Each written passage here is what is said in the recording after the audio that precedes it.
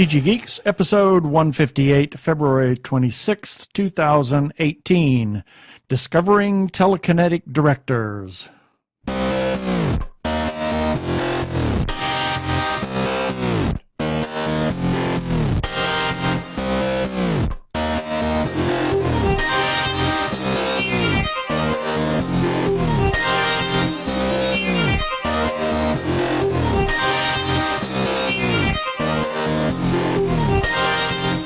Hello and welcome to another webcast from tggeeks.com, where Ben and Keith, the Two Gay Geeks, talk about all aspects of geekdom and nerdery.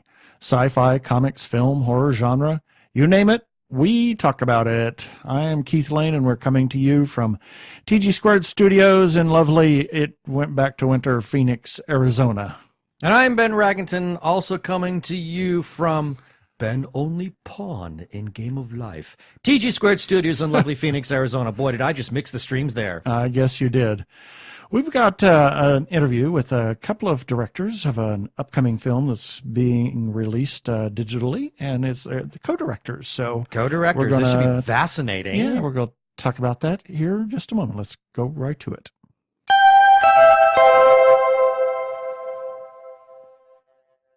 And this time on our show, we have a couple of guys that are co-directors and writers of a wonderful film that we just screened the other day, Mr. Alex Hoy and Mr. Brian Vidal. And they are joining us here via Skype. Both on the same line is amazing. So that's right. The wonders of technology. The wonders of technology when you do it right, finally. Yeah, well, miracles never cease. When you remember to do the right button. So welcome to the show. That's what that button's for. Yeah, oh, okay. Exactly. Thanks for having us. Yeah. So Alex and Brian, who wants to go first and kind of give us how your backstory and how you got into filmmaking, and then the other person can go. And then obviously we're here to talk about your film Prodigy, and we'll do that after we learn about who you are. Well, Alex, why don't you go ahead and take it? Okay, I'm Alex, and I'm from Kansas City, actually, originally, and I grew up. I didn't know I wanted to be a filmmaker until pretty late into high school. When I got into, our high school had a really good broadcast journalism program, and so they kind of put a camera in my hands there, and I took to it really quickly and started making videos that were just so much better than everyone else's that I thought, hey, there might be something to this. Oh my gosh, he's a prodigy. Right. Yeah, there you go. I'm sure you've heard that before. He's really humble about the whole thing. Yeah. But the, I mean, to be fair, the videos that I was going up against, were really more the reason that mine were so good. But that's fair. My best high school story is that at the end of school, I decided I wanted to do something big, and so I organized all of my friends together, and we made just before everybody left for college, we finished a 45-minute remake of the original Ninja Turtles movie. Oh, my word. With costumes. We were all wearing shells and turtle heads and all this, running around in the backyards and playgrounds of my neighborhood.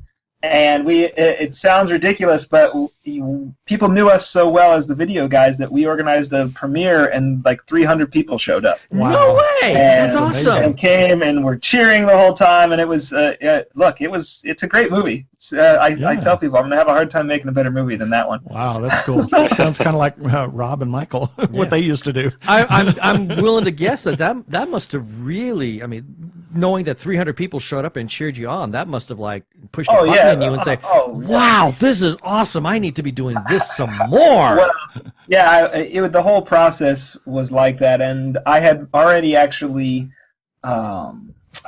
signed up to go to school at the University of Missouri to study broadcast journalism, and at that point I was like, that's over. That ship has sailed. So I went for a year there and did all GE classes, and then I ended up transferring to USC the next year, which is where I met Brian. Wow. And we were both in film school together there, and we worked on stuff there, and that was over 10 years ago now, which is very hard for us to both admit. But we've worked together ever since, and this was kind of our first big foray into the feature world, and I'll let Brian tell you guys where he came from. Wow, you said that was 10 years ago, and children, we're 30 years we're 30 years older than you. I'm 56, so excuse me. I have to hold on, 25. I have to say that in my high school, was my junior year, was when they first started the broadcast journalism at the high school, and that was 1976. And it was on Betamax tape, and the whole 9 yards, and these gigantic cameras. It was just amazing. So impressive. I was not in that, but I was. But that's the way it was that. back then. Exactly. So Brian, tell us about where you came from. Yeah, my story is actually it's very similar to Alex's. I didn't grow up in Kansas City, but I grew up in the Bay Area, and where? From a young age, I grew up in Pittsburgh, California. Okay, because I'm from I was born in San Francisco, but lived in Livermore. Oh, okay, very nice. It's good stuff. Good times. Each day. I love the Bay Area. Go ahead, please. Yeah. Oh, okay.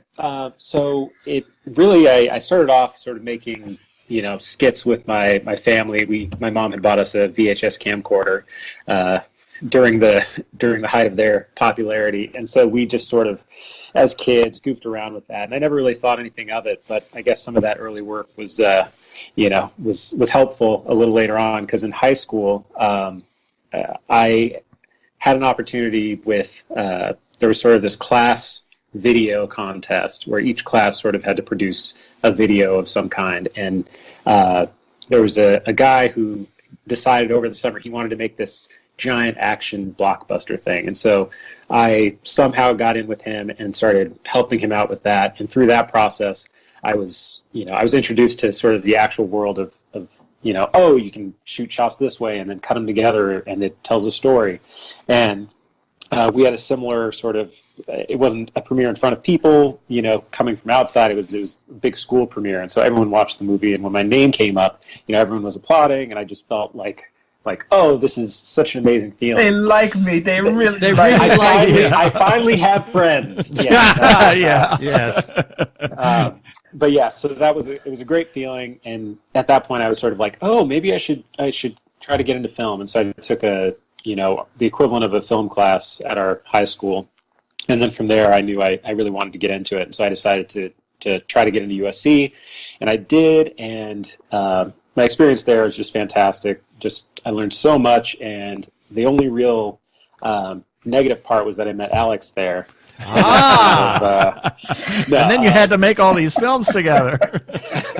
Yeah, no, Alex and I think met the first week.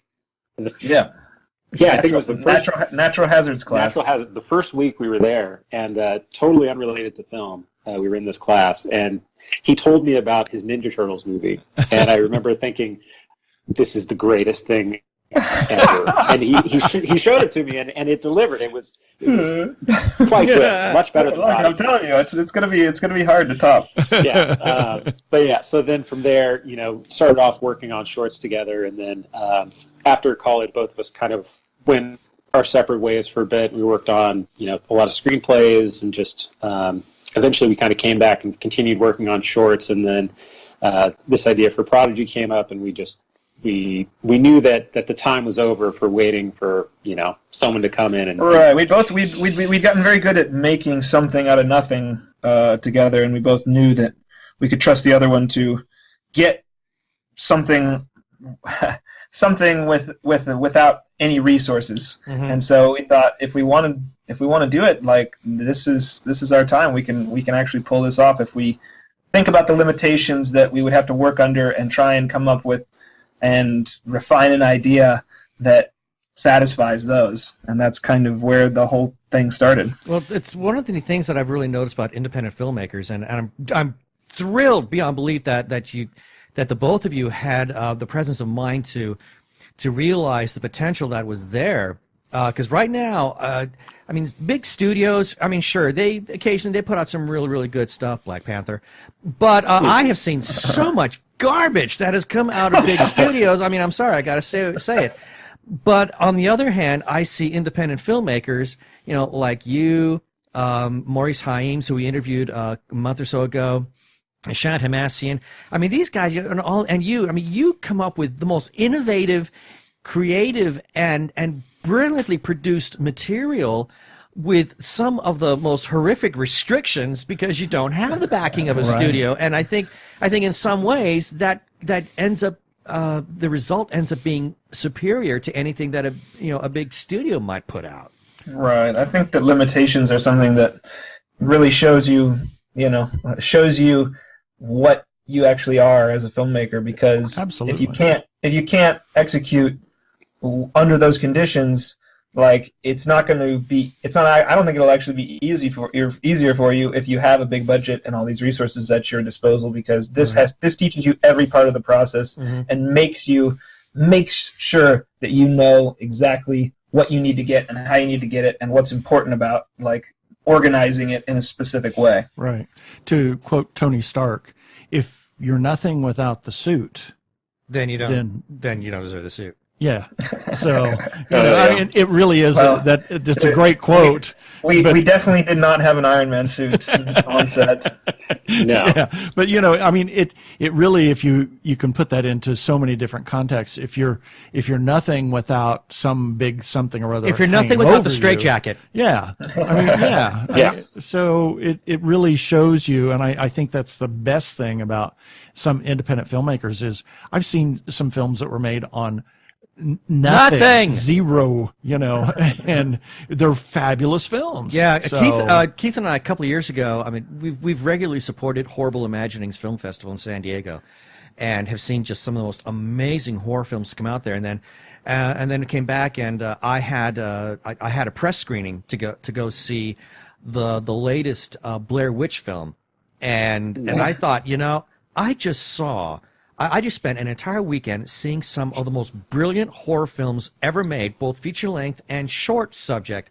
And now I'm coming to see something put out by a major studio, and it's garbage. Yeah, it's amazing how much that seems to be happening these days. Yeah. Well, and I feel like there's a tendency for when it's a big studio film. I think you can get away with more because there are less sort of obstacles in the way.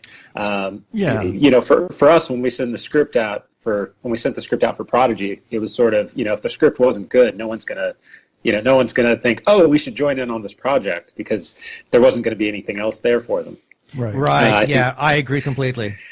Right. Well, in that same vein, I think that it's interesting because, like you were saying, Ron, that like they also rely on the fact that they know they can get away with things. Like for us, all the effects you see in our movie are practical and had to be meticulously tested and worked on, and we strung, we put these rods up through the ceiling and then strung strings to them so that we could fling things around the room and hover things in the air, all that stuff for us was just straight manual labor, whereas you can write a scene. You can write a scene on a big budget movie where this and this happens, and we'll just that'll just be a CG shot. And, you go to ILM and they say, I can write that script in my sleep. Right, the camera will move through the skyscrapers around the building and follow the character as he does this and this, and that's and you've hit on something that I've been saying for a long time. Because it's a big studio, sometimes it kind of,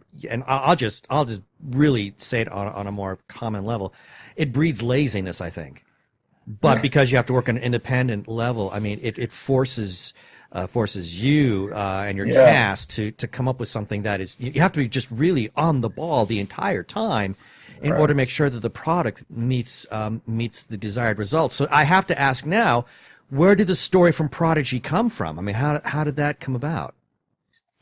Interestingly enough, it was so Alex and I we decided to work on this feature film together before we actually had an idea to run with. And so we brought a bunch of ideas to the table to see, maybe we could do this, maybe we could do that. And I had actually made the original logline for Prodigy for a logline contest for this screenwriting blog a long time ago. And I won the contest with it, but I never thought anything of it. I just thought, it was just a fun little contest. And so I we'd been talking, and I eventually came across, and I thought, oh, this is kind of interesting, and so I mentioned it to Alex, and he sort of immediately jumped on it and thought, oh, there's something there, and then from there, the process just. Yeah, go ahead. Yeah, I was going to say it was a little different, and so we kind of bounced some ideas around about it, and I felt like when we landed on like really what the movie is now, I think we both kind of clicked and said like, yeah, this is really something, because we were brainstorming a lot of ideas, and we just kind of stopped brainstorming at that point and decided, you know what, I think we should just start moving forward. And from that point we had an outline in like 3 weeks or something crazy. I can't remember.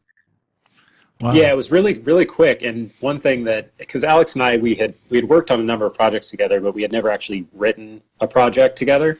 And so we split up the scenes, and we were going back and forth when it came to the writing. And I was surprised because every time Alex sent over script pages, in my head I thought, oh, no, these are going to be, a little rough. But every time he sent them over, I thought, oh, these are pretty good. I feel like the same thing happened on his end, or at least he said that when we were working. So, but it started coming together, and it felt like we were very much on the same page, just throughout that writing process, and then sort of just continued from there. And it was similar to the way we worked in the past, which is we actually got a first draft done again pretty quickly, and then for us it's all about refining it, and so we spent probably a year going back and forth, making subtle changes, small things here, small things there, adding a scene, taking away a scene, and really it was almost a full year of refining the script before we felt comfortable saying like, okay, let's move forward, let's make this, let's start making this happen. So, what was your shooting schedule? How long did it take? God. It was a nightmare. If that's does that answer your question? Aren't most of the films? Aren't they generally bad? Yeah. The original shooting schedule, if I recall correctly, the original schedule that we had was 12 days or something ridiculous like that, which was very optimistic. We kind of knew we were going to push that, so we were like, okay, yeah, we'll maybe go over an extra day or two. But it was 12 days, 6 days a week for 2 weeks straight. So it was like a marathon. Mm-hmm. And it was wild because really, what people don't see about the movie is that for the month beforehand, Brian and I were basically at the location every day, and it was just us building the set. And of course, when we're building the set, we're doing it by ourselves, and of course we're always looking and saying like, hey, this would be interesting if we added this here or added that there. So building the set went from like something that was slotted as 2 weeks to being like all the way up till the night before shooting. We're still like, okay, we got to just make sure we get that alarm looking right here and that there. And didn't we paint the floors? I was going to say, oh wait, there's a spot there that hasn't been painted yet. Exactly. Yeah. Wow. Well, actually, we made the mistake of we painted the floors like 2 days before we started shooting. Oh dear Lord. And so they were all done. And then, like, in those 2 days, we scuffed up the floor. We made it a complete mess. So I think we had to go back and do another. I think we did a whole nother coat of paint on there. Oh my gosh! on 2 days before shooting or whatever it was, and it was crazy. Totally worth it though. Everyone always says, like, as soon as they see the movie, oh, you guys had great floors. They were fantastic floors. Actually, I was going to think you found to me it looked like a legitimate facility, and so now that I'm hearing that you guys built it, I'm even highly more impressed. So kudos to you guys for doing that. Thank you. It was actually it's an abandoned animal shelter. This is where we were shooting. Oh. And we were lucky enough, we worked with the county of Riverside on it, and if you shoot in Riverside, you can basically shoot for free at locations if it's county owned. Wow. So it was awesome, and then at that point, they've gotten a lot more popular since then, so it's not the same anymore, but at that point, they were just like, okay, here's the keys, give them back when you're done. Oh my. And they said like, yeah, it's abandoned, so yeah, take the doors off, paint the floors, run stuff through the ceiling, whatever.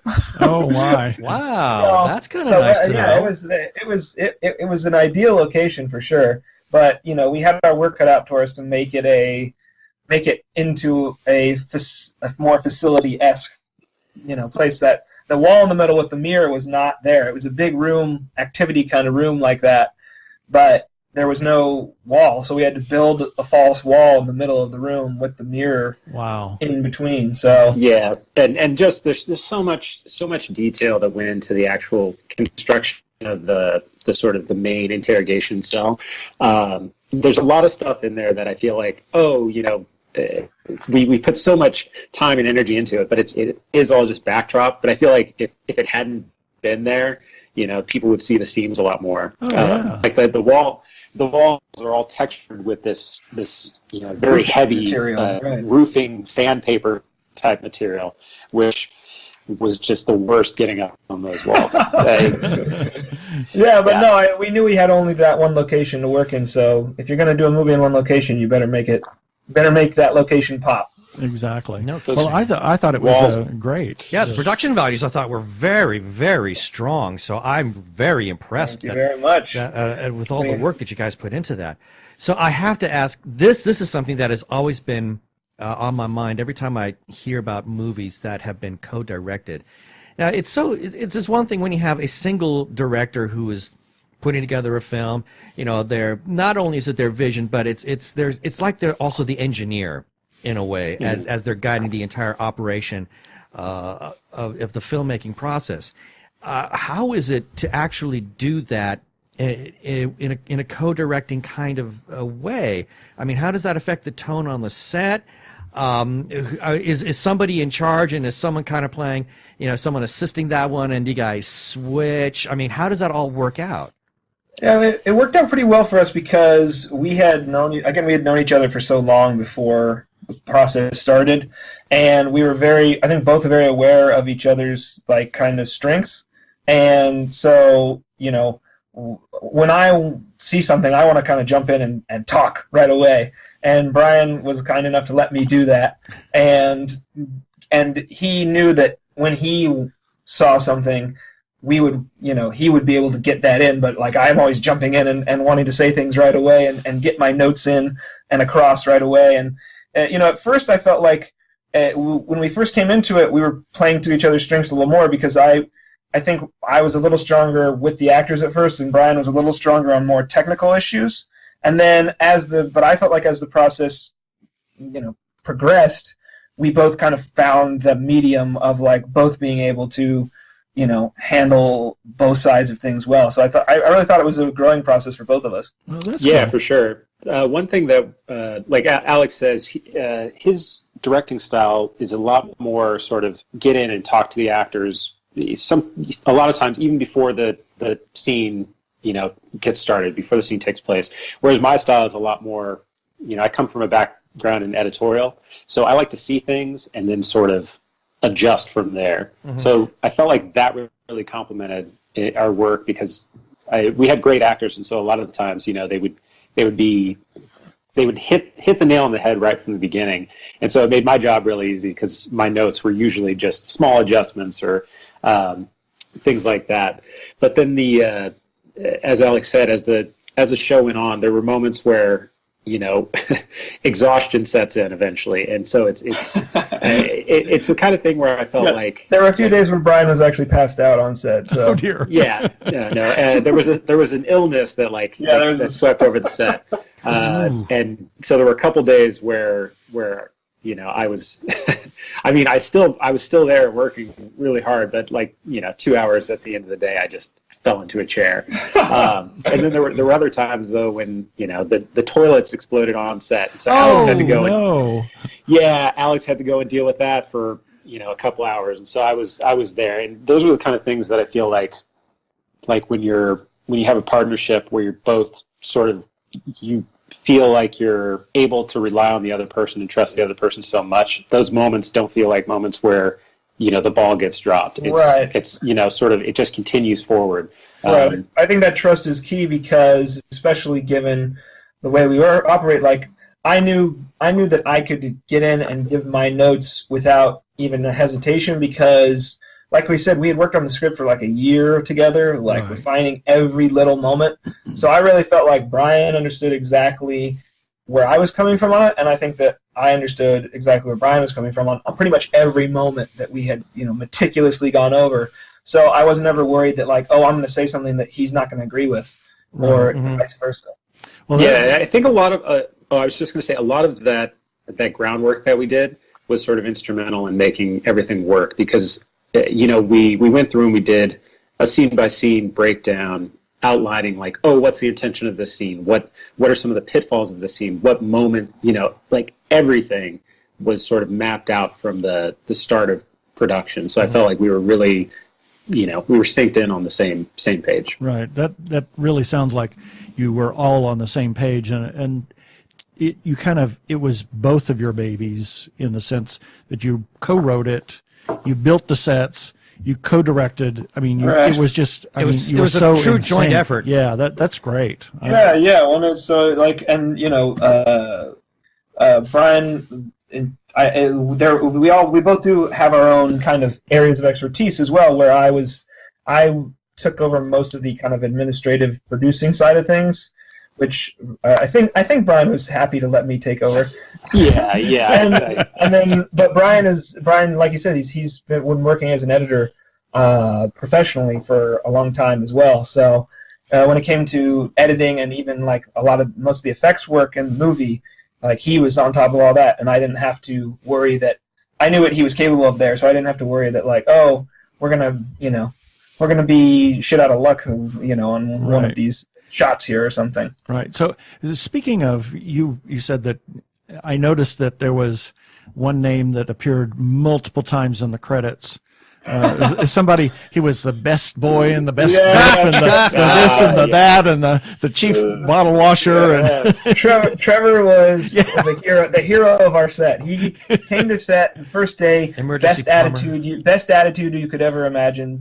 Bright-eyed, bushy-tailed, ready to do anything and everything, all the dirty jobs, everything. And he had like a pickup truck, so he was literally the perfect production assistant. Wow.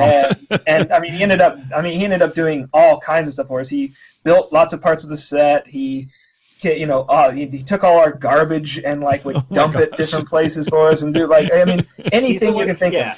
He's the one who transported the giant plate of glass that is in that false wall. Mm-hmm. Wow. We needed that transferred, from like 7 miles away or something. Wow. And we were like, how are we going to get this here? Because we can't afford to have them deliver it because the delivery fee was, half our budget or something.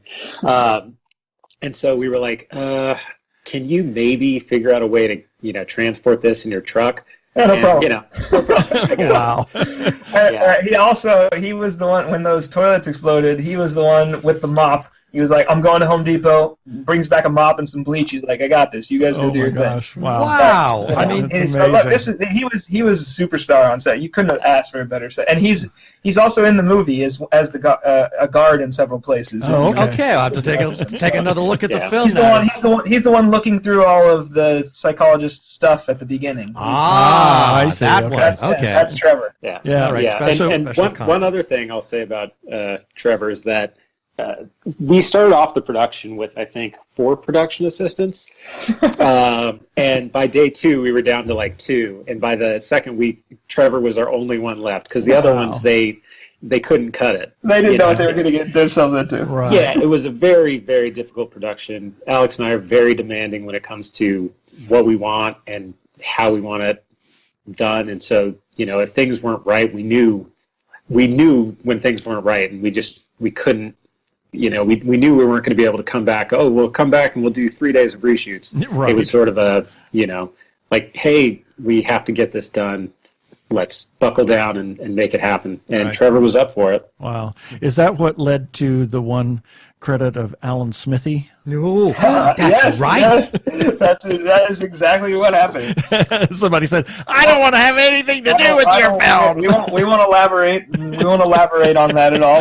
But that's you're on the right path. Yeah, we both noticed the Alan Smithy It's comment. like, holy moly. I just saw that and I went, wow, he's come a long way since he did that special edition of Dune. Wow. Yeah, he's gone from directing to now production assistant. Now production assistant. Okay. Wow, we've come a long way. Yeah. So Yes, we do know what the Alan Smithy name Oh yeah, is. we know the Alan Smithy name. We're quite familiar with it. So I wanna kind of shift, and now I want to talk a little bit about the cast. there are two in particular, and I think you know which two that I'm really just enamored with, and that's Richard and Savannah. Yes. These two are just beyond amazing, because, and I said this in my review, you know, one of the most common tales that is told in Hollywood is never work with animals and never work with children. Yeah. Yes. And yet Richard, he's able to really stand his own against Savannah in just the most amazing way, and yet she is not the least bit affected by the fact that he's able to deliver an acting performance that's equal and yet different from what she's giving. I mean, it is the perfect yin and yang that is going on there between these two. So I have to, where did you find these two people? Richard is an animal and Savannah is a child, so we broke it. Well, So you got both covered. so where can we find you on social media? No, I'm kidding. It was the first thing when we said, okay, let's start thinking about actually doing this. We said to each other, okay, the only way we can make this work is if we find a kid who can do this. And it was our first order of business, and so it was actually originally written as a boy in the script. And we did several weekends worth of auditions with young boys in LA, and we were just not really getting what we wanted. And we were actually quite discouraged at one point, and had a conversation about, like, well, we may have to, like, rethink, like, the way this is going, and tailor the script to somebody who can't necessarily pull off everything we have in it. Yeah. And in that same conversation, we said, I think before we decided to do that, we said, well, you know what we should do is maybe we should open it up to girls too, because there's no reason why this character has to be a boy. That's not really integral to the story at all. Right. So we opened it up to girls, and the first day that we opened it up, Savannah submitted. Wow. And I can't tell you. She was our first submission. I can't tell you how many times we, like, watched the video of her submission, and we're just like, look at this is so awesome. we were freaking out, and I mean, honestly, all the girls were way better than the boys. Wow. And it hurt our pride as boys to admit it, but it made the choice to make that change very easy. And we brought Savannah in, and she did a reading with Richard, actually, at that point. And we knew we had it. And, obviously we had a couple girls that were really good, but Savannah was younger than everyone. She has the red hair and all those freckles. So it was just like, she was something else. And it made our lives very easy to have Savannah submit and make that decision so easy for us. Right. Well, that's kind of an awkward age for both boys and girls. What, 8, 9, 7? Yeah, she was 9 when we started filming. Yeah, Wow. but women, it is a scientifically proven fact that they mature faster than boys do. I mean, hell, I'm 56 and I'm still a child, so what can I say? So I'm not surprised that she was able to tackle it. So tell me about Richard. Where'd you find him?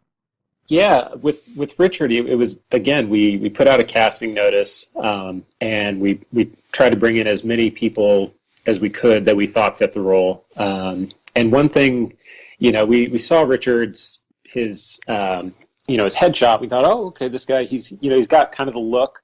He's a handsome guy. He's kind of got he's got a little rough around the edges sort of look to him, and we really wanted the character to be sort of weathered. Yeah, weathered, and also just our ideal was sort of we wanted a guy who was sort of embodied what Atticus Finch, that kind of character embodies. When you were saying that, I thought Jimmy Stewart. That's what yeah, you're talking about. Right. Yeah, and so with we brought in a bunch of fine actors, but Richard, he was the one actor where he did the scene, and every other actor we had them do it again. We tried to adjust the performance a little bit just to get it closer to what we wanted. And Richard, he did the performance, and Alex and I looked at each other and we're just like, okay, well, that was perfect. And it was, and I mean, to his credit, it was that emotional scene at the end where he's opening up about his own daughter, and that was the scene he did, and he just nailed it, and we were both kind of like, wow. And so yeah, he was great, and we we actually at one point had we had a TV actor that was considering it, and so we weren't sure whether or not Richard was going to get the role, and we were kind of deliberating back and forth. And I think lucky for us now that that TV actor bowed out, because maybe he could have been as good as Richard, but I honestly don't think anybody could have beat Richard's performance in the movie. No. It's my favorite part of the movie, and he brings so much to it. Where there were parts of the script that even I felt like, I was looking at it like this line might be a candidate to cut in the edit, because it's like this could come across really cheesy or insincere. And every delivery Richard gave, I would just like, wow, I'm not cutting that line now. Like this feels great. No, So I thought he was amazing. I thought the both of them were great, because Savannah's got the tough part in that she has to play this gifted child, and I'm not going to say any more because I don't want to spoil it, but it really requires a certain intensity and focus. And for a child to be able to pull something like that off does require a lot of energy and an incredible level of maturity to do that. And then at the same time, you've got Richard, who, I said this again in the review, that if he ever decided not to be an actor, that he could probably become a practicing psychologist and be very good at it. Right. He's a very thoughtful person, and I could easily see him, going and listening to other people and talking to them, telling them how to fix their problems. He's just got a voice that you want to sort of listen to. And watching their scenes together that was the stuff that it was all about. I understand there were things that took place outside of the dialogue between the two main characters, but that was the stuff that I was looking forward to the most, was just watching these two act off each other. Go off each other. Yeah, that's the key to the movie, I think. Yeah, and then I would just want to say that's a testament to how good Richard is, because most of the time, due to child labor laws, Richard wasn't acting with Savannah in his close-ups, most of his close-ups. In fact, probably all of his close-ups and medium shots, because we did have a stand-in. There was very few that she was actually there for. There was a couple, but most of them it was just our script girl sitting on an apple box so she'd be lower so that Richard would have the right eye line, and him talking to her and her reading very wooden lines back to him. I'm even more impressed now. Look, right, exactly. I can't believe Richard's not on a network TV show somewhere. But he's so good. Yeah, he's really good. I love the both of them. I thought it was just it was such a joy to watch these two work off each other. So the movie, when did you finish filming it? We filmed it in 2016, and we basically filmed it 2 years ago. We ended at the beginning of March. I think March 1st was our final day of shooting in 2016. So Happy birthday. Exactly. We put it together over about 6 months and had it ready for festival submissions in the fall, and then submitted to a bunch of festivals, and then went on did the festivals tour kind of last year. Mm-hmm. And we actually started that in March. It was Cinequest, where we premiered last year. So then we're 9 festivals now. Wow. And got the distribution deal and all that set up. So we're ready to take the movie out to the broad audience here. So tell us about that. Releasing March 13th, so it's everything's in March. Wow. It's all the good stuff. Now you don't have to file bankruptcy since you got the distribution deal, right? Yeah, exactly. Well, that's we hope so. We hope so, yeah. No, but the release has been really interesting, because I've talked to a lot of filmmakers that we met on festivals and stuff that have said that they make smaller movies that are really for a specific audience or have a specific kind of element to them. Like there's a girl who made this road trip movie about these two girls, and she's telling me how much trouble she's having finding an audience for it. And I think that the fact that our movie has the genre elements to it, and how obviously we found you guys, is that we can tap into people who are sci-fi geeks and horror enthusiasts and things like that, because we have that kind of aesthetic and draw, even though our movie does dip probably deeper into drama and thriller territory. Right. Mm-hmm. So we're really, but I really do believe that audience, the science fiction and horror audience, is where our movie will resonate most because it's where people actually, I think, seek out this kind of content more so than for other genres. Well, it's a very smart film, and sci-fi fans, I mean, they're much more intelligent than a big Hollywood studio executives are willing to admit. Yeah, yeah, I agree. And speaking of that, I wanted to interject something as circle back that we're talking about in big studio versus independent filmmakers is as an independent filmmaker, you can make the film that you want to make without the interference of the 25 layers of executives up above the film that you're trying to make. Right. Well, putting their fingers into the pie. Right. Even the incredibly, at least it looks like, incredibly imaginative movie that's coming out this weekend, Annihilation, is a sci-fi movie, and I just read an article about how much he had to trudge through the mud to get it where he wanted it because there was so many people that are trying to get their fingers on it. Right. Even at that level. So amazing. But I think it's great. We love independent filmmakers, and we love what you guys have done, and what anybody that's and we give a shout out at every episode of if you find independent creators, please support them. Whether it's crowdfunding. We appreciate you guys doing what you can to get the word out. This is how we can do what we do, is actually, getting it promoted. It's such a weird process because you work so hard, and every step is such an ordeal to get the movie made, and then to get the movie out to festivals and try and get it distributed. And now we're at this part, and it's like, we can't forget to actually get the movie out there and get people to see it. Right. Exactly. So the movie's going to be coming out March 13th. And what are the various platforms that it will be made available so that people will know to go watch it? Because it is worth watching. Trust me. Awesome. iTunes is the biggest platform that I think people will have heard of, and then obviously there's the Amazons and Google Play. It'll be there too. YouTube, Vudu, Fandango, Vimeo. So most of the kind of big online platforms it'll be on. Cool. And then it's on most major cable video on demand services as well. Oh, cool. So nice.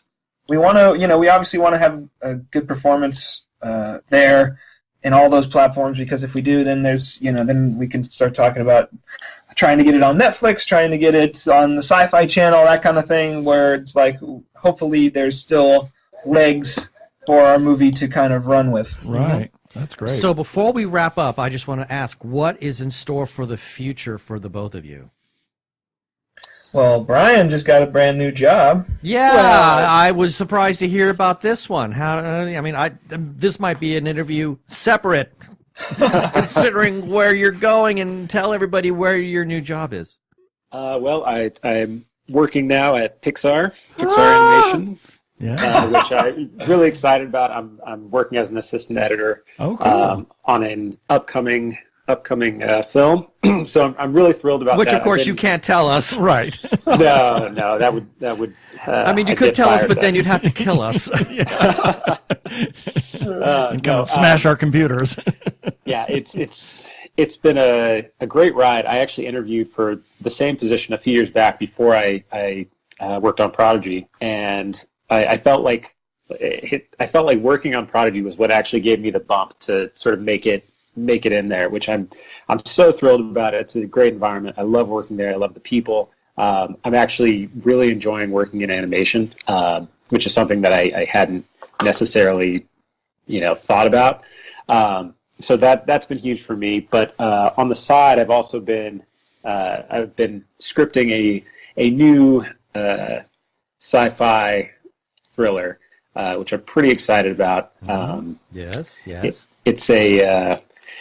I'm trying to. I actually haven't come up with a good pitch for it yet, but it's when you do, we'll just say, we're here. Yeah, just as soon as you do, let us know.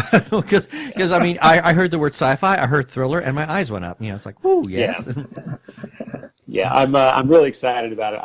I'm on a third draft now, and I'm looking to polish it up and actually send it to Alex to get some notes on. Yeah. By the way, we are huge Pixar fans. We big time Pixar fans. Virtually, I think every single thing that they have produced, we we are fans of and we own. Yeah, Coco being our big Coco being our big favorite right now. I mean, that's the movie. Yeah, we've seen that. Oh yeah. God, That I don't know how many film times I've is- seen that in the theater. We just kept going back. We saw it 6 times in the theater. Yeah, well, yeah. wow. Once was a press screening, and then we bought tickets 5 times to go back and see it. Can't wait to own it this Tuesday. I'm really excited. There you go. Yeah, So I have to, Go ahead. I was going to say I have to say that so I came into the studio right before that came out. So I went to the wrap party and everything, and that was my first time seeing it. And I watching it, I thought to myself, you know, I'm so glad I work at a company that's making movies like this. Oh, I know. You know, I cried every know. time.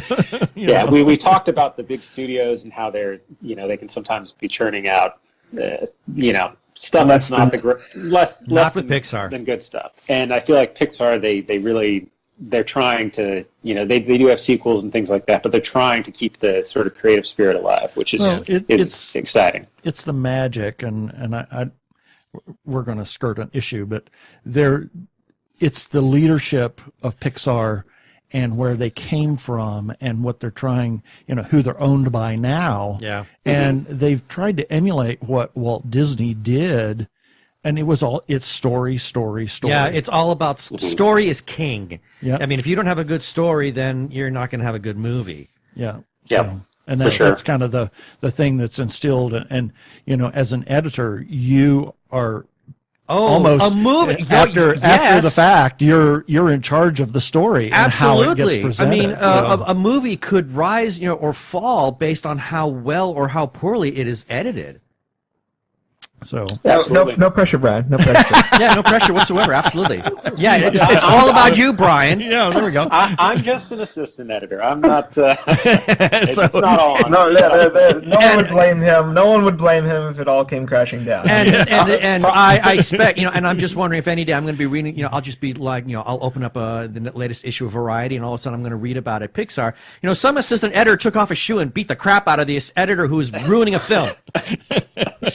No, absolutely not. No. I think Brian wouldn't lose his insurance over that. Yeah. So, Alex, what are you doing now? I know you guys like Pixar and everything, but I didn't sell out and move on to a big studio. Oh, snap! Man, that's going to leave a mark. I think I was more excited when Brian got the job than he was. I don't think he'll admit that, but I was so excited for him because it's the perfect job. I've been working on a video game with my friend who does a lot of video game stuff. I've been doing some writing and cinematic work on that kind of area, and I've been writing a new script that I'm really excited about. I have another script that I'd written before this one that Brian had given me notes on that I have at CEA right now, trying to get a package put together, hopefully to try and get it off the ground. I'm always constantly developing this video game stuff with my other good friend that I work with on that kind of area. And then I have a 4-month-old at home, so that's kind of all eating up most of my time. Wow, yeah. So, you know, when you guys have something more on the various projects that you have going, you know, let us know. We'll happy to talk to especially you. if you decide to do crowdfunding or something like that. We will. I mean, we've been involved with a lot of people that have done crowdfunding, and we've done interviews before, during, and after, and the whole 9 yards, and pushed it for them. So. We will be as here. well as lent our financial support from time to time as well. You know, too, so there it is. Yeah. Significant financial support on one film. Yeah. Nice. Oh, Alex, you didn't mention Stoneheart. Oh yeah, you guys would like that. I directed a short this last year for an online platform called Crypt TV. I don't know if you guys have heard of it. Yeah. They do short horror films, and they have like 4 million followers on Facebook, and they're like producing 2 new movies a week or something like that. It's insane. But most of their movies top out at like between 200,000 and 500,000 views. Mm-hmm. And mine is at almost 5 million views now. Wow, rock and roll! And so they basically commissioned it and have now made a web series out of that property. because it was so popular. Oh, well, So look do at you. have any residuals on that in your contract? Unfortunately, no. Unfortunately, Oh, darn. Unfortunately, they're like the big studio for the little guy. So we own it now. Yeah, I signed my life away on that Exactly. one. Unfortunately, I don't have any ownership of it, but it was fun. I mean, it was fun to be a part of something that was so popular and very interesting to see. Just that, because I don't like horror that much. It's never been my area of interest. And I just did a lot of research and kind of looked into what they were doing and found what worked, and I felt like I hit their audience really well. So it was a very reaffirming directorial effort, because I felt like I was able to hit an audience that maybe isn't the audience that I'm normally, in tune with, and get them interested in what I was doing. Well, with their, You found your new calling. Yeah, but at the very least, this gives you some kind of clout. I mean, at least Exactly. you can market your name. Right. It's definitely nice to have on your resume that, like, I just directed this short, went viral, now it's a web series, 5 million views. Well, That's a pretty good conversation starter in that. No kidding. Yeah. We do know about people signing their life away. God, Brian please. Augustine, who did Gotham by Gaslight, Okay. it's the Batman in Victorian times. He Yeah. created that, 25 About 20 years ago? years ago, yeah. He worked for DC at that time, and they just made it into a film, and Wow. he has no, in fact, the books that he sells at his table at cons and whatnot, he has to buy himself. So, Oh, wow. That's so- brutal, man.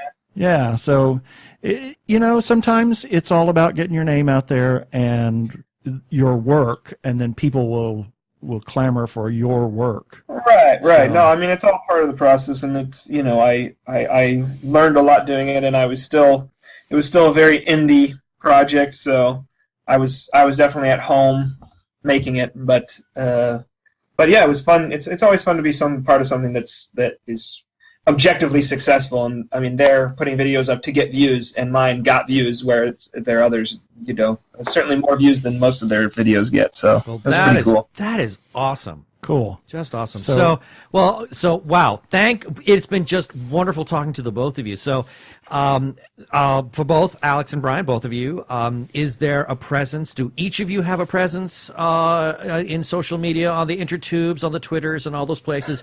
And can the movie Prodigy be found there as well? We are very uninvolved ourselves with the social media, unfortunately, for all of you who want to be our friend now. But Prodigy has a Facebook and a Twitter. The handle for both is, at Prodigy Movie, no spaces. Mm-hmm. And we have a website, prodigy-movie.com. And you can pretty much get all of the information about everything that's going on with the movie from our website, and our Facebook are the most up-to-date sources for everything. So, and obviously the iTunes link, which I'm hoping will be associated with this somehow. Yes. Yes, it is. Yeah, we'll stick it in the article as well as. That's up now, and you can pre-order the movie. And Actually, it's in my review. Yep. there you go. And Perfect. it will be in the show notes for this interview. Beautiful. that too. That's what our distributor is pushing iTunes heavy. So we're all about getting people to that iTunes order page. And look, I think that for us, we didn't go into this thinking like, oh, let's go make a movie so we can make a bunch of money. Like I'm most excited. Well, I did. And How's that working out for you? And that's why Brian's at Pixar now.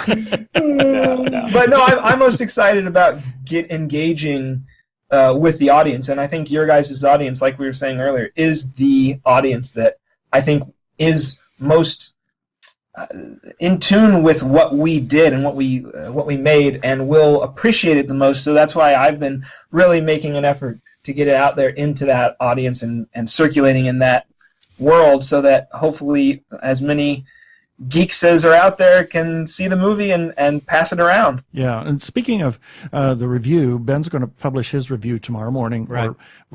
yesterday as of this recording. Yeah. Tomorrow as of this recording, but yesterday as of when you're listening to it. Here. Anyway, we have two other contributors that have the link to watch it, and I will bug them to go ahead and watch that and get their reviews out there. That way you can have a couple more reviews on our website, and you can get everybody's, take on that. We'll take as many reviews as you can give us. All right. Well, thank you so much for being on the show this time. Oh, absolutely. This was tons of fun. Yeah, we've had a great time. Thank you guys for having us. Appreciate it. You don't need to hear their identification. They're the Two Gay Geeks. They can go about their business. Move along.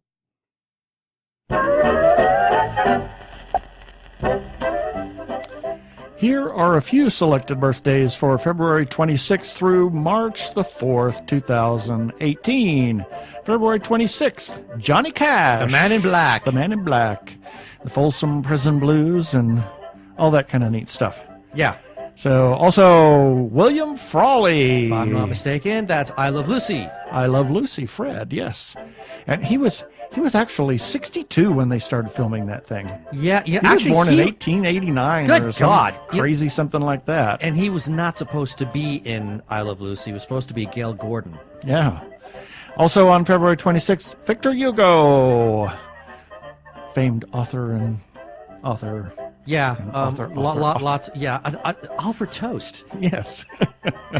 February 27th, Marilla Freni, who was a famed opera singer, who was also from the very town that Luciano Pavarotti, Modena, God, Italy. for a second there, I thought you were going to say from the very town I grew up in. No.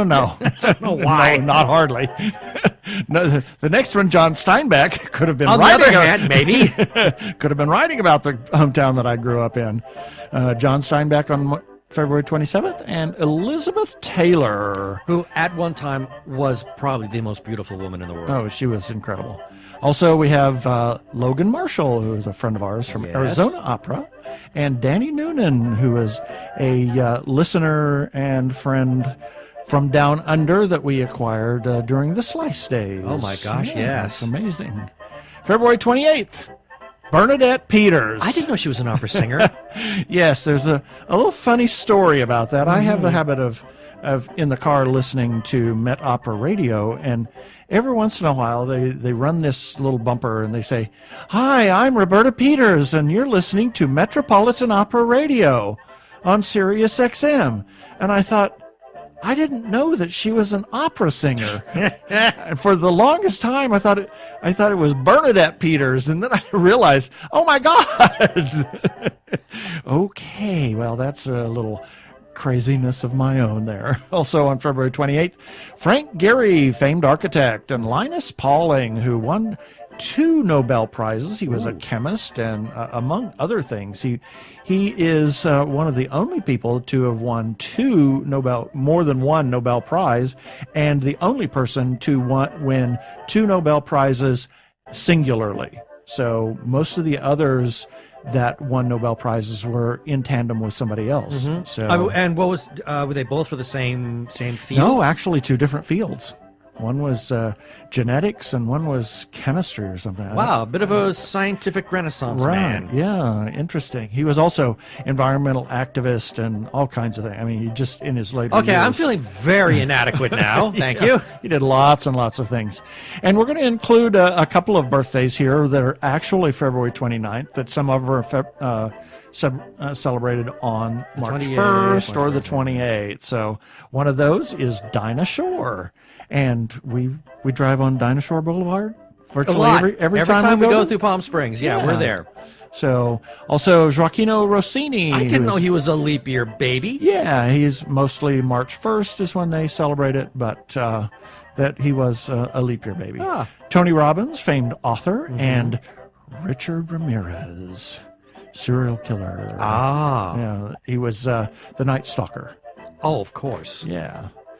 I just had to put that on there because unusual birthday person, etc. Right. March 1st, Ron Howard. Oh, Opie. Opie, yeah. How about that? and who's grown up and become a wonderful director. Fabulous in his own right. director. And if there's Absolutely. anything that could possibly save the upcoming Han Solo movie, it'll be because he took it over. Yep. Also on March 1st, Lupita Nyong'o, Who right now is probably one of the most popular women on the planet due to Black Panther. Oh, yeah. David Niven and Frederick Chopin. I didn't realize that Chopin was actually Polish, and his name is It's actually Chopin, if I'm not. But the Chopin, that's a French pronunciation. Yes, that's the French pronunciation, but Polish is Friedrich blah, blah, blah. Anyway. And it's spelled just like Just like C-H-O-P-I-N, that. yeah. Yeah. Also on March 1st, Glenn Miller and Harry Belafonte. Damn. And Ian Knowles, who we have acquired as a friend through Horrible Imaginings Film Of Festival in course. San Diego. Many friends we've acquired Yes, through them. absolutely. March 2nd, Gates McFadden. Cheryl, don't call me Gates McFadden. Yeah, and Desi Arnaz. Senior. Senior, yes. Daniel Ricky. And Daniel Craig. And Dr. Seuss, Theodore Seuss Geisel.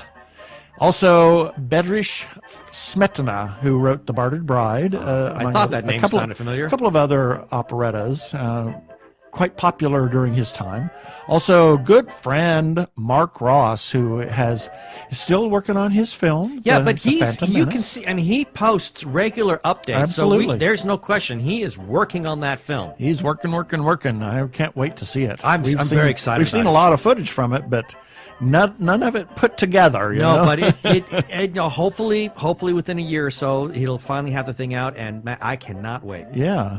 March 3rd, James Doohan. Scotty. And Alexander Graham Bell. As well as Chief Joseph, the chief of the Nez Perce tribe. Indians, yes. March 4th, Chris Squire. One of the best bass players ever. And Rick Dees. Who you actually had a conversation with on an airplane. Yes, I actually sat next to him in first class on the way back from a business trip from Atlanta here to Phoenix. And we were sitting there and chatting. And How long ago was that? Oh, my gosh, that was 5-6 years ago. Okay, so that predates this show. Yeah, exactly. Okay. And also on March 4th, Antonio Vivaldi, born in 1678. He was also not only a composer, but he was a priest. And there's an apocryphal story that he was always late for Mass because he was always writing music and they had to hound him to come celebrate Mass. Anyway, also on March 4th, our favorite cat sitter, Raven. Happy birthday, Raven. Happy birthday, Raven. And that is it for the birthdays this time.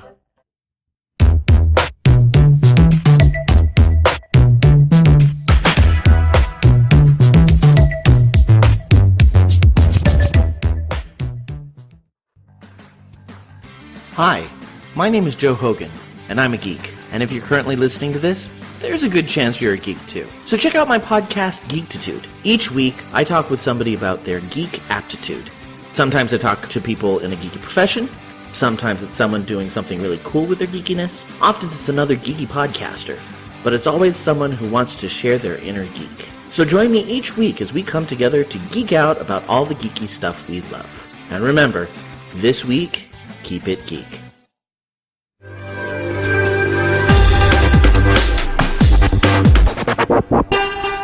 Go give a listen to our good friend Joe over at Geektitude Podcast. And now, it's time for that ever-favorite Feedback-a-palooza. Almost this time. We kind of held off on a little bit because of so much content we've had in the last week or so, but we're going to catch up today. So starting with episode 156, we had a comment from Hamish Downey, our good friend Hamish, and he says, "Thank you as always for the mention on the podcast."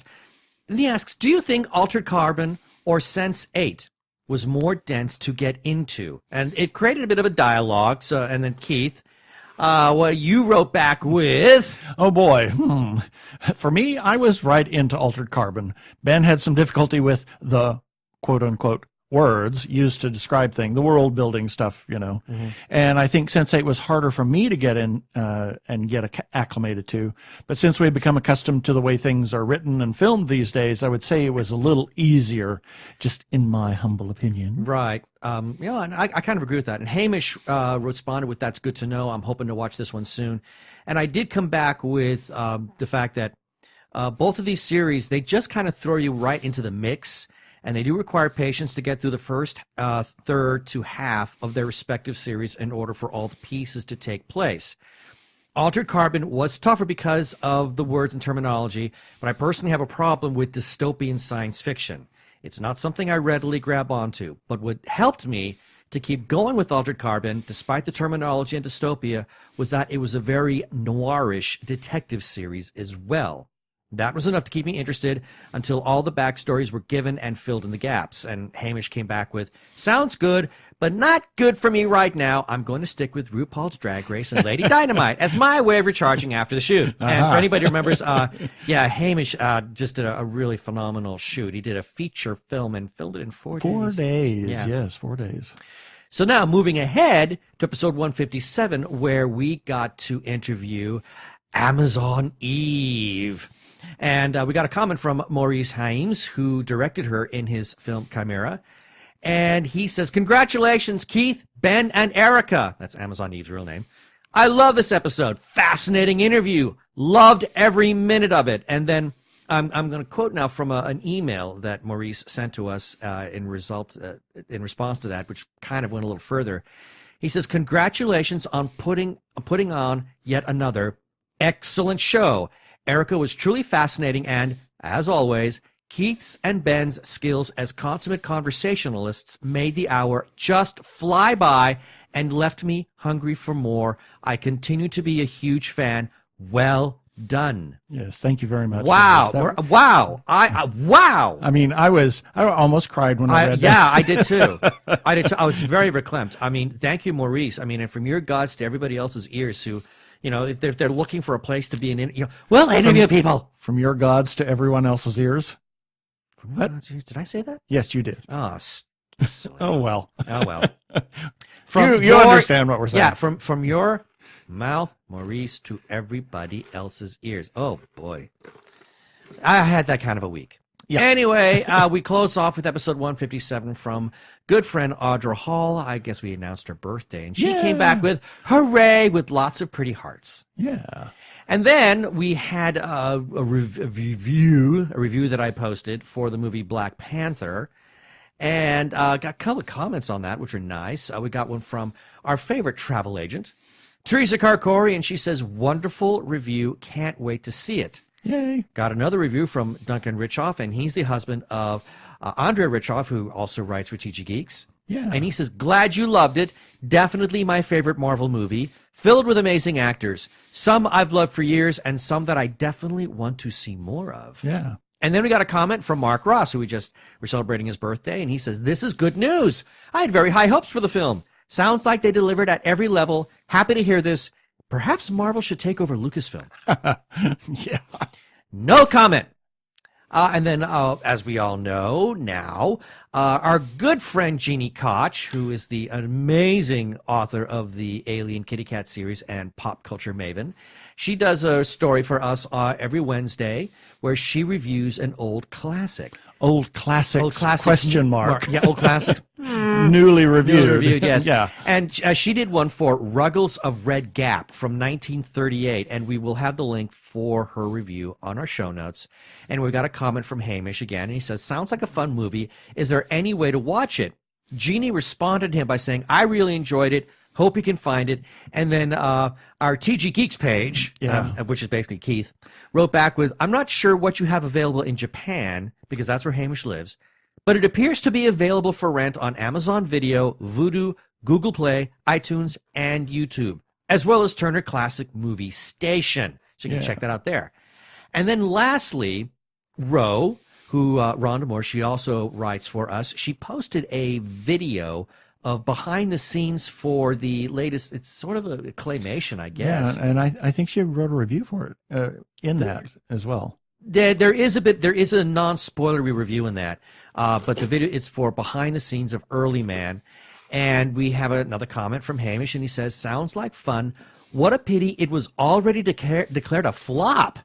Do studios have any faith in films beyond opening weekend? And I didn't know it was declared a flop. Oh, well, Well, I know that I took a look at it and said, I'm not interested. Yeah, I mean, when it becomes free, we might, I'll take a look at it, but I wasn't the least bit interested in seeing it. Here in a couple of years, Yeah. when there's nothing else to watch. Yeah, but that is a really good question. Do studios have any faith in films beyond the opening weekend? Yeah. Wow. I mean, because all we hear now in news items is the big projected opening weekend totals. I mean, that's what everybody talks about now, and whether it achieves or fails to meet is decided, that's when the decision is made. Was it a success? Is it a blockbuster, or was it a bomb? Yeah. So, wow, that's an interesting question. We may have to save that for another time. Yeah, and that's it for our comments and feedback this time.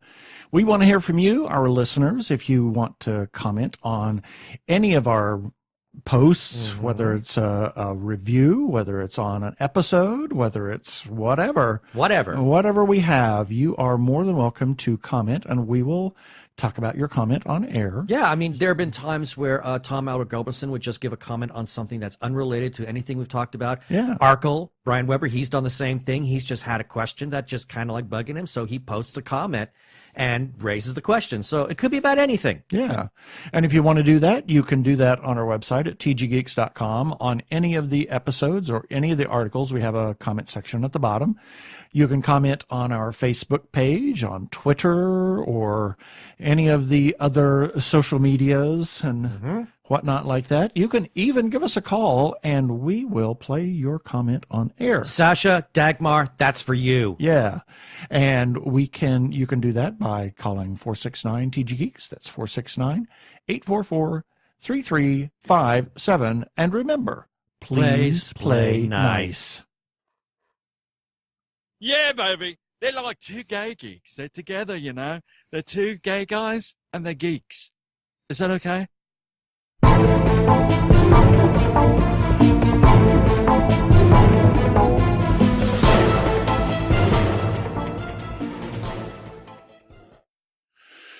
Well, normally we would talk about something else. But we've run. we're not Yeah. out of time, but how do you top that? Really? That interview, that Wow. conversation. It was absolute- fabulous. It was great, and a lot of really good information as far as talking about co-directing, co-writing, and how they collaborated on this film so well together. Yeah. And I thought that was brilliant. There was, and to you be don't able hear to, that a lot. No, you don't. And it was really nice to get their insights on the industry, trying to be independent filmmakers. It just all around made for a fantastic conversation, and learned so much more about the movie, the movie Prodigy, which I'm now even more impressed about. Exactly. I mean, they built the sets. They painted the floor twice. They painted the floors twice. Exactly. It was amazing. And let's not forget Trevor. Yeah. That was, yeah. I just happened to notice that when the credits were I rolling. noticed it too. It's like, wow, he's been a busy boy. Everything. And now I found out he's a cast member as well. Yeah. He's a little tiny cameo, but God bless him. I thought it was a great conversation. It was tons of fun. And we'll also hopefully have 2 more reviews coming, one Hopefully. from Ro and one from Andrea. And I don't know, depending on whether Jeannie has time to watch it, maybe she'll do one too. Yeah, but, because Alex initially reached out to Jeannie. To Jeannie. But hopefully we'll get Ro and Andrea to write reviews, and because it's just a great film. I think so too. I really enjoyed it. So, and that's kind of it. And as always, we have some follow-up items. Check out our calendar on the website. If you have a birthday or an event, a con, film festival, or whatnot, send us a note. We'll be glad to put it on the calendar, and then we'll talk about it on the show. Phoenix Film Festival, April 5th through 15th, 2018 at Harkins Scottsdale 101.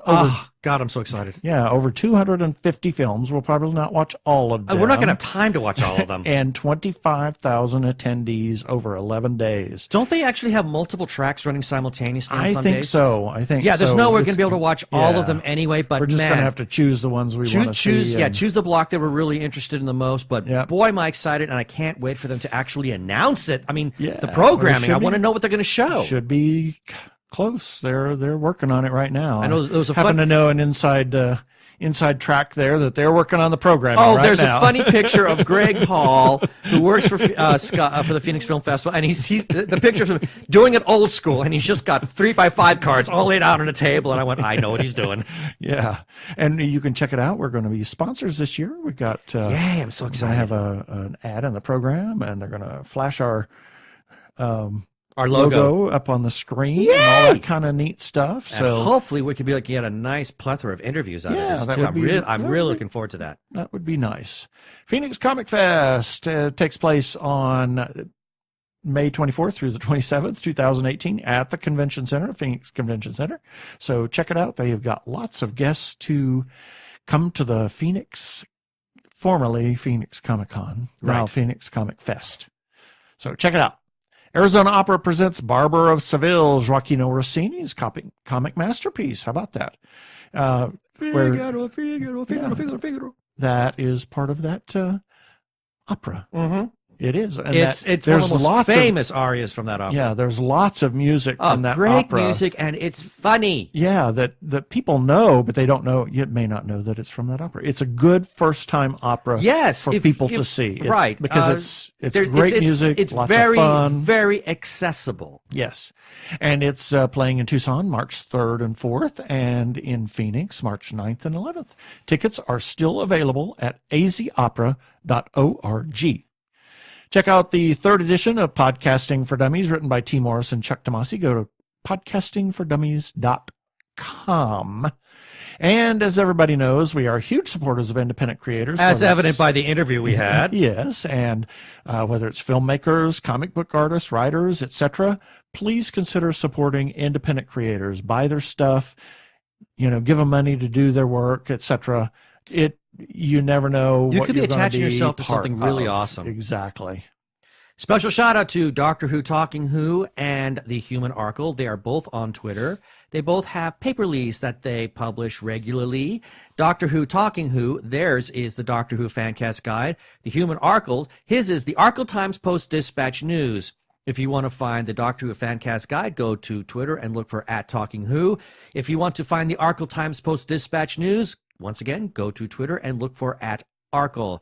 And speaking of Arkle, he has the incorrect Star Trek Voyager quotes, and holy moly, they're highly, highly incorrect because he loves to toy with my mind. Thank you, Brian. not just you, but everybody. But I think but I seem to remember a comment where he was all for me. He said, I post some things there just to see if Ben's going to read it. Love you, Brian. And we want got to give a shout out. There you go. There's a shout out. I'm still mulling over the incorrect Star Trek Voyager quotes. Yes. Yes. See what it's you've still done. Your turn. Yeah, it's still my turn. Yeah, special shout out to the Facebook group, The Gay Geek, because it's an awesome Facebook page. Phenomenal content there. Really, really great people. You do have to request to join it, and the only condition is that you play nicely there. That's all. And they allow us to share our content there, obviously our episodes, and sometimes even some of our stories. Yeah. So special thanks to their #1 moderator, Jeremiah Reeves. So thank you, Jeremiah. Yes, thank you, Jeremiah. We want to remind you to occasionally click on our Amazon ads. You can find them at the bottom of each article and at each episode, as well as widgets on the right-hand side of the page for things that we are kind of talking about and people that we know. And lastly, check us out on iHeartRadio. Please rate us on and review us on iTunes and subscribe to our YouTube channel. Thank you very much.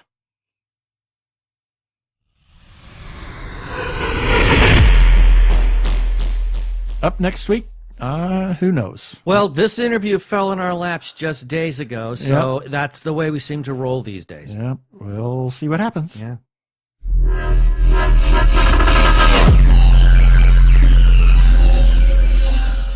Okay, that should do it for this episode of TG Geeks Webcast. Be sure to check out the article for this webcast episode. We will have several links on the page, and remember, you can comment on our Facebook page or our website, tggeeks.com, or you can leave us a voicemail at 469-TG-GEEKS. That is 469-844-3357. From TG Squared Studios, I am Keith Lane. Thanks for listening. I bid you peace. I bid you cheers.